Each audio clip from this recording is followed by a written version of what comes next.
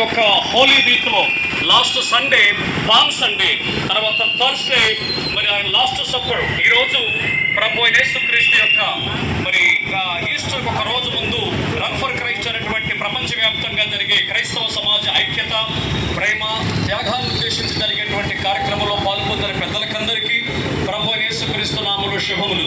ఈ run for Christ యొక్క programme యొక్క ఉద్దేశం ఏంటంటే ప్రభు కొరకు పరిగెత్తుట.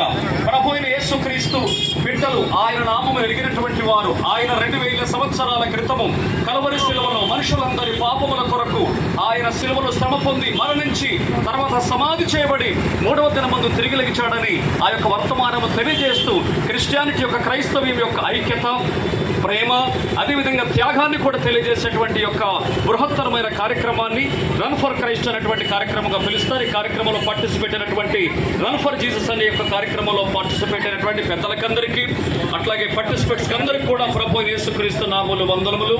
And let us continue our journey further.